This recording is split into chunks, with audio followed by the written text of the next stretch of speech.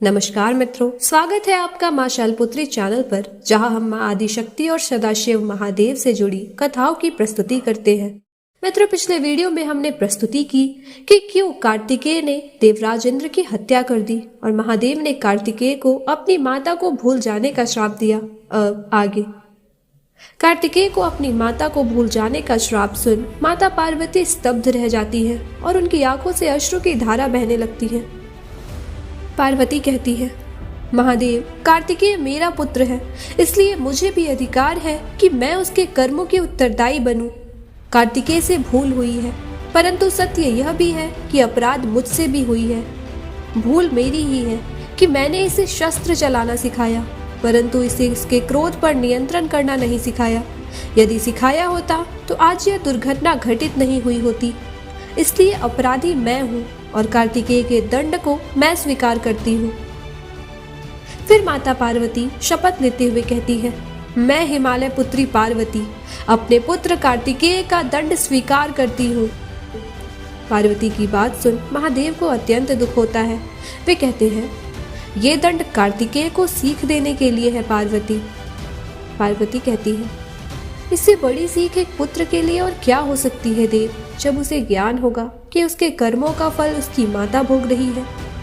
फिर वे महादेव से कहती है, अनुमति दीजिए देव, मैं जानती हूँ कि यदि मैं सब कुछ भूल गई तो सबसे अधिक कष्ट आपको ही होगा, परंतु सदियों से ऐसा होता आया है। हम बिछड़कर फिर मिल ही जाते हैं, इस बार भी हम अवश्य मिलेंगे देव। इसके बाद त्रिदेव मिलकर इंद्रदेव को पुनः जीवित कर देते हैं। इंद्रदेव कहते हैं, पुनर्जन्म देने के लिए आपका धन्यवाद महादेव।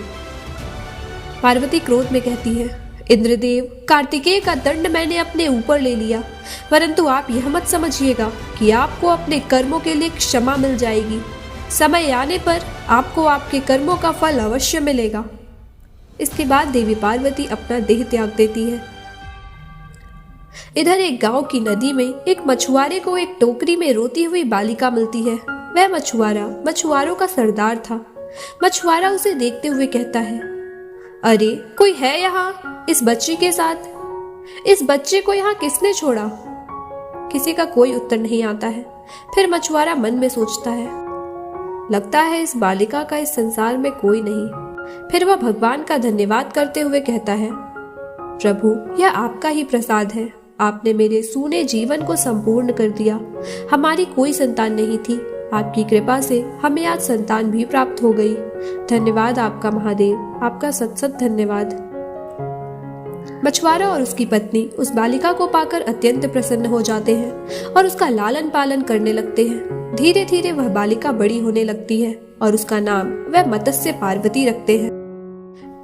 मत्स्य पार्वती प्रतिदिन अपने बाबा के साथ नदी पर मछली पकड़ने जाया करती थी। वह बचपन से ही अत्यंत शरारती और नटखट तथा चंचल स्वभाव की थी। अपने चंचल स्वभाव से वह सबका मन मोह लिया करती थी।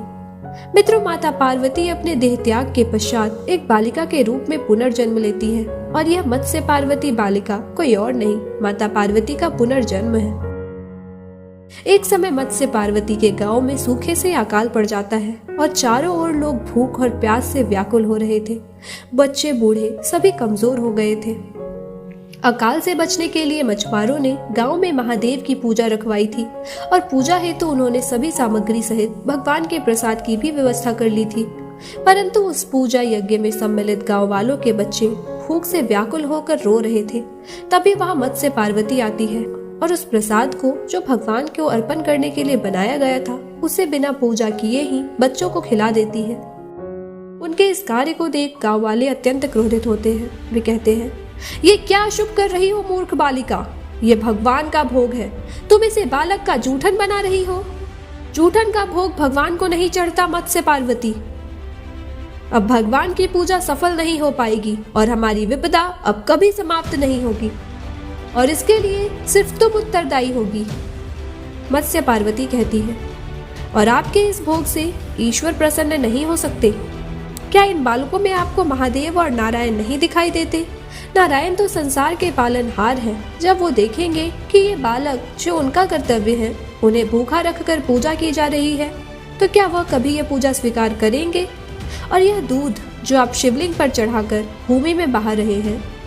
भले ही इससे महादेव प्रसन्न हो या ना हो, परंतु यदि उससे कुछ भूखे बच्चों का पेट भर सके तो महादेव निश्चित ही अधिक प्रसन्न होंगे। महादेव को श्रद्धा भाती है, अंधश्रद्धा नहीं। वह तो केवल भाव और भक्ति के भूखे हैं। गांव वाले कहते हैं, बस मत्स्य पार्वती, तुम हमें ज्ञान ना दो। तुम मत भूलो कि तुम केवल एक नारी हो। नारी बस हमें शंका दे सकती है, समाधान नहीं।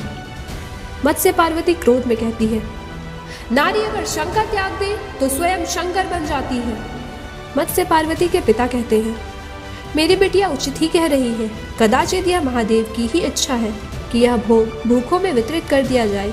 वैसे भी महादेव को सांसारिक वस्तुओं में तो कोई रुचि है ही नहीं। सब उनकी बात मान जाते हैं और वह प्रसाद बच्चों में बांट देते हैं। मछुआरा अकेले में अपनी पुत्री मत्स्य पार्वती से कहता है, यह उचित नहीं है पुत्री। आज तो मैंने तुम्हें बचा लिया गांव वालों से, परंतु हमेशा नहीं बचा सकता।